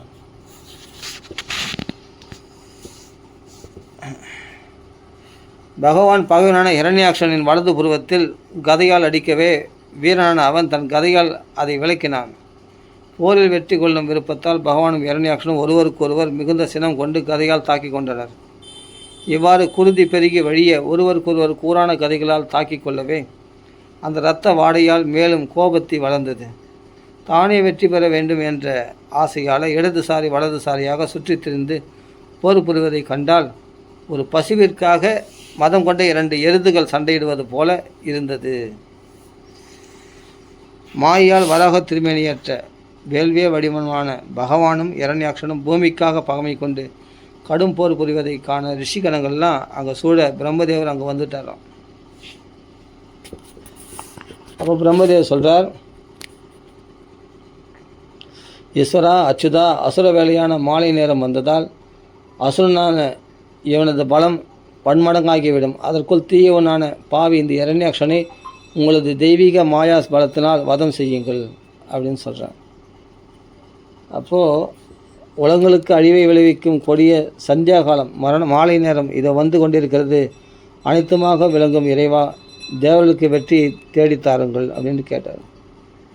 உடனே, எங்களுடைய நல்ல காலம் தங்களால் இவனுக்கு மரணம் என்று நிச்சயிக்கப்பட்டுள்ளது. அவனோ தானாகவே தங்களிடம் வந்திருக்கிறான். இதனை தெய்வாதீனம் என்று சொல்வதா என்ன சொல்கிறது? உங்களுடைய சங்கல்பத்தினால் தான் உன்னை தேடி வந்திருக்கான் அப்படின்ற இதுதான் தெய்வாதீனன்றது. ஆகவே இந்த சண்டையில் தாங்கள் இவனை கொன்று உலகங்களுக்கு நன்மை செய்ய வேண்டும் அப்படின்னு பிரார்த்தனை பண்ணுறார் பிரம்மதேவர்.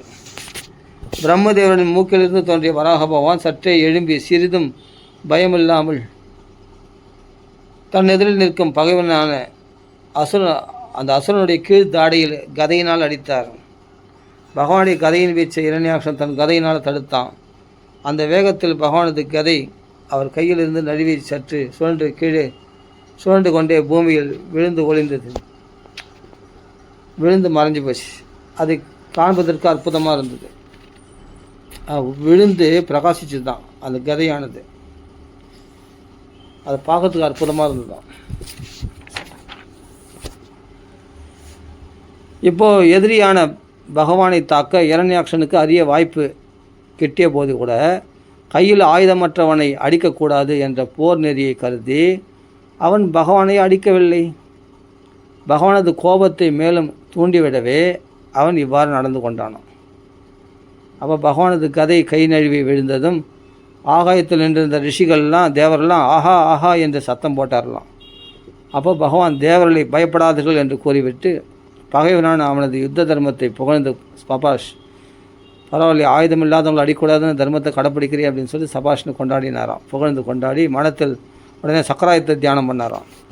உடனே சுதர்சன சக்கரம் பகவானது திருக்கரத்தை அடைந்து சுழன்றது. பகவானு தனது முக்கிய பார்ஷதனான தீயோனான அந்த அசுரன் இரண்யாக்ஷன் சற்றே விளையாடலானார். கொஞ்சம் விளையாடலாம் இவங்க கூட சண்டையில் அப்படின்ட்டு நினச்சார். அப்போது பகவானுடைய பெருமையை தெரியாமல் தேவர்கள்லாம் ஆஹா விளையாடினது போதும் சுவாமி, சீக்கிரமாக அவனை கொல்லுங்கள், தங்களுக்கு வெற்றி நிச்சயம் என்று கோஷமிட்டார்கள்.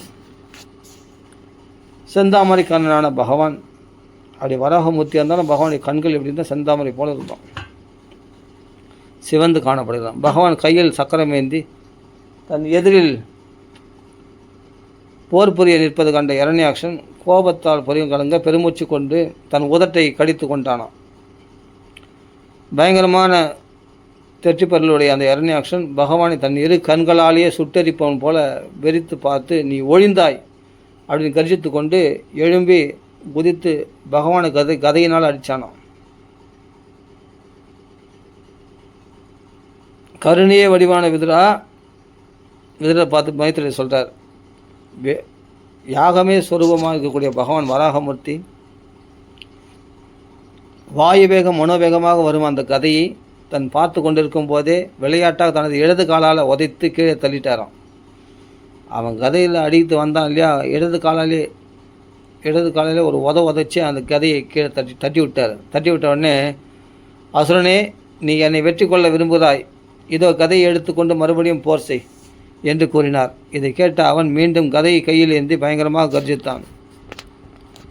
அந்த கதை தன்னை நோக்கி மறுபடியும் கதையை வீசினான். கதையை நோக்கி தன்னை பாய்ந்து வருவதை கண்ட பகவான் தான் இருந்த இடத்தை விட்டு சிறிதும் அசையாமல் கருடன் பாம்பை பிடிப்பது போல விளையாட்டாக அந்த கதையை பிடிச்சாராம். இப்படி தனது வீரம் பங்கப்பட்டு போன கண்ட அந்த அசுரன் மானம் இழந்து வீரம் கொன்றி பகவான் திரும்ப அளித்த அந்த கதையை பெற்றுக்கொள்ளவில்லையா. இந்தா அப்படின்னு சொல்லி கொடுத்தாரு, இருந்தா கதையை கொடுத்தா வாங்கிக்கல. அப்புறம் என்ன பண்ணுறார் இரண்யாக்ஷன் 3 தலைகள் கொண்ட சூலத்தை தன் பலம் கொண்ட மட்டும் வேகமாக வீசினான். அது ஆகாயத்தில் பிரகாசித்த வண்ணம் பகவானை நோக்கி வந்தது. அந்த 3 தலை கொண்ட அந்த சூலமானது திரிசூலம். அதை தூக்கி எறிஞ்சோடனே பகவானை நோக்கி வந்தது. அப்போ பகவான் சக்கராயுதத்தினால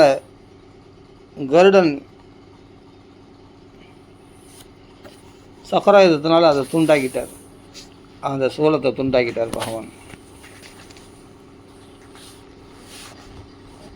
இப்படி அவன் பல அதிசயங்கள்லாம் பண்ணுறான். அந்த ஆதிவராகமூர்த்தியான பகவான் அவன் என்ன பண்ணுறான், சக்கராயுதத்தினால தன்னுடைய சூலமானது துண்டிக்கப்பட்டது கண்ட அசுரனான ரொம்ப சினம் பொங்க திருமகள் குடியிருக்கக்கூடிய கோயிலான பகவானது அகன்ற திருமார்பில் கடினமான முஷ்டியால் ஒரு குத்து விட்டான். அப்போ கர்ஜனை புரிந்து கொண்டே டக்குன்னு மறைஞ்சு போயிட்டான். அந்த அசுரன் இவ்விதம் வேகமாக தாக்கி கூட ஆதிவராகமூர்த்தியான பகவான் கொஞ்சம் கூட அசைஞ்சு கொடுக்கலையாம். அவனது தாக்குதல் பகவானுக்கு எப்படி இருந்ததுன்னா, ஒரு யானையானது பூமாலையினால் அடிக்கப்பட்டது போல இருந்ததுதான்.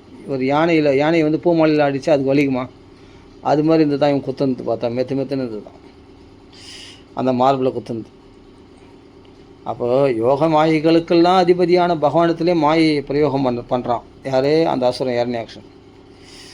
பலவிதமான மாயை இருப்பாங்க. அப்போ அந்த மாயைகள்லாம் பார்த்து எங்கே பார்த்தாலும் எரிக்கொல்லி கற்கள்லாம் வீசுறதை பார்த்தா, ஆஹா இந்த உலகத்துக்கு பிரளயம் வந்ததோன்னு மக்கள்லாம் பயந்து நடுங்கினாங்களாம்.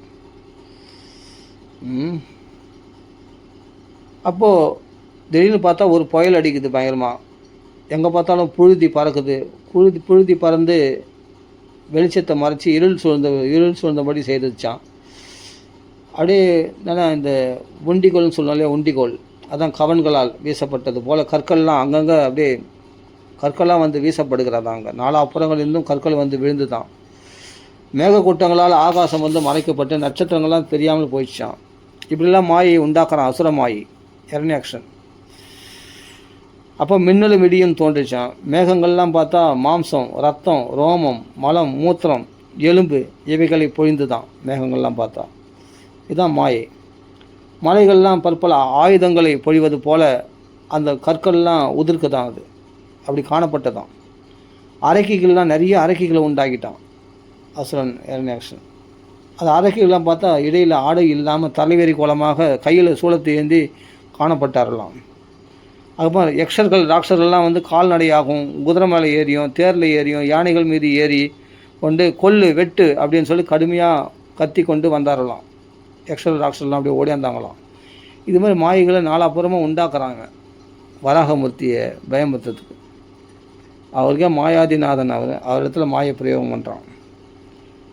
அதே சமயத்தில் உடனே பகவான் சக்கராயத்தை நினச்சார். சக்கராயுதம் வந்துட்டாங்க. அந்த சக்கராயுதம் வந்த உடனே திதி அம்மையாருக்கு மனம் கலங்கி போச்சான். தன்னுடைய கணவர் கசியபர் சொன்னாரே, ஆஹா பகவானால் தான் அவனுக்கு மரணம்னு, ஆஹா அப்படின்னு அவள் புரிஞ்சுட்டா. அவருடைய மார்பிள் ஸ்தனத்துலேருந்து பார்த்தா ரத்தம் பெருகுச்சான். பால் பெருகிறதுக்கு பதிலாக ரத்தம் பெருகுச்சான். இப்படி சக்கராயுதம் நினச்சா சக்கராயுதனுடைய பொறியினால் அந்த மாயைகள்லாம் அழிந்து போச்சான்.